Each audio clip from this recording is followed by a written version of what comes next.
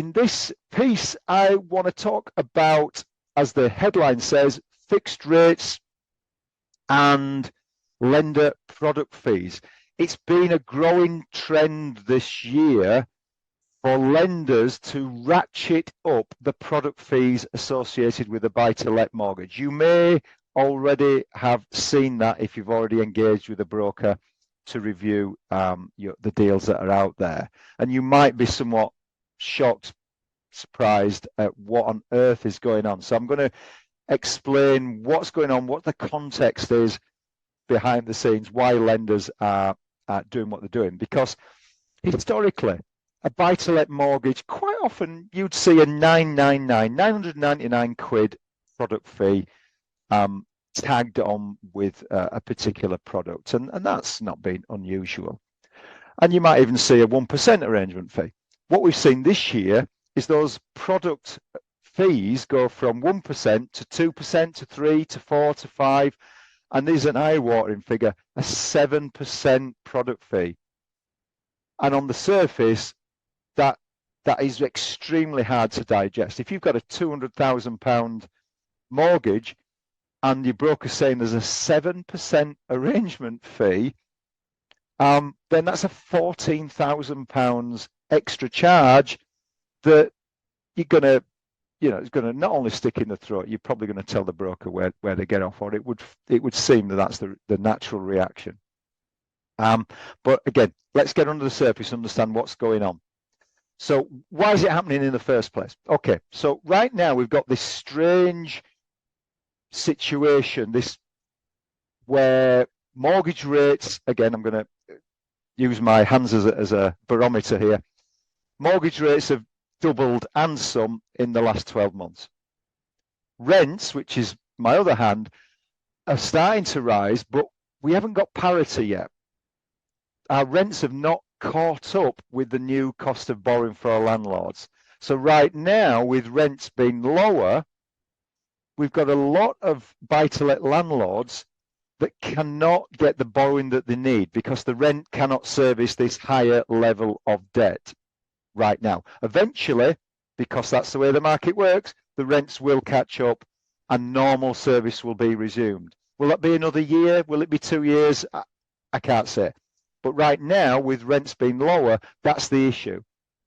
And so not only are landlords not able to buy the properties with the usual 25% deposit, or they can't refinance and get the extra borrowing out that they could have done last year, also lenders are hurting. They're not lending to the same levels because of the exact same problem. The formula that is used to calculate affordability, to convert rent into what can be borrowed, is not at the discretion of the lender. The lender is not setting this formula. The regulator dictates the formula, and the lender has to adhere to that. But here's where the lender's got a bit innovative. They know, of course, that this formula looks at the rent, and the rent, as I said, has got to cover the mortgage debt at a prescribed interest rate. So the lender thought, if we artificially reduce the interest rate on a product, that means the formula becomes more generous. But hold on, how am I going to make my margins? How is the lender going to make the profit? Well, if they artificially lower the rate, okay, they don't make the profit from the interest rate, so they now are loading the product fees. And the product fees are outside the formula. So the lenders getting their full margin that they would have done in previous years, but instead of charging a more market-led interest rate, they're essentially undercutting, artificially lowering that interest rate, but having to then load up the product fee instead.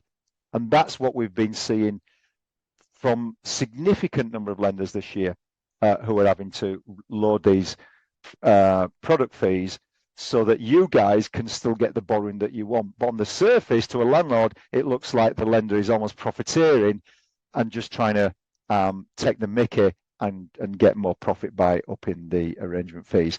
I hate to defend lenders, but on general cases, that's not happening. That's what they're trying to do. They're having to essentially do a loss leader on the rate, but then push the product fee up. So that gets round this stress test and this formula that I've just described, which means that you guys can get the borrowing that you want and move on with your property plans. So in reality, when you are talking to a broker, it can be a little difficult to understand what's the most cost-effective route for me, because if a broker's offering you what looks like a relatively cheap product with a really high fee, you could be in danger of just throwing that out into the long grass simply because you've got this eye-watering large fee. So how do you work out what's best value for you? So I want to just show you a couple more slides for you to use as a simple method, simple calculation. So you could be doing this yourself. If you're doing your own research, then it'll be something that will be useful for you to do. But understanding how to calculate, I think, is a good exercise to go through. So here's two mortgage products that I've picked up in the last week. One from Precise Mortgages. It's a 5-year fixed, it's 5.24%, and it's got this eye-watering 7% product fee. As an alternative, Paragon, literally in the last few days, have come out with what looks like a fabulous 2-year fixed at 4.59. We don't often talk about mortgage rates under 5% in the last few months. Paragon have now pushed this rate down well below 5%. And it's got a lower product fee. It's got a 5% fee compared to the Precise 7%. So on the surface, you could be going, well, Paragon looks like the best deal. The interest rate's lower and the product fee's lower. Is it the cheapest? Well, this is one way of trying to work out what's the best value for money. Which should I go for? And this is if we're just looking at cost alone. So this is what you should do. So let's start with Precise. You take that 7% figure and you divide it by the 5 years because it's a 5-year fixed. So take the 7, divide by 5, and you get 1.4. Add the 1.4 to the interest rate.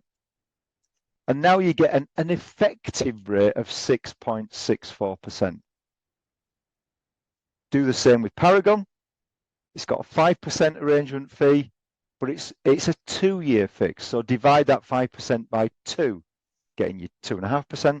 Add that to your 4.59, and lo and behold, you get 7.09. So actually, if you do the calculation on cost effectiveness based on this formula, you actually now see that the Paragon deal is more expensive, and the Precise mortgage that had that 7% fee is now a cheaper alternative. Now, look, it's more complicated than that because one is a 5-year and one is a 2-year, so there might be other issues that you've got, other factors you want to take into account. I get that. I'm simplifying it. But that's a good starting point to try and calculate where landlords are now being offered these products with these crazy fees. And it's one way of trying to get that, being able to do a valid comparison across a range of products. So I really hope that's been useful to you in trying to understand a little bit more about mortgage products.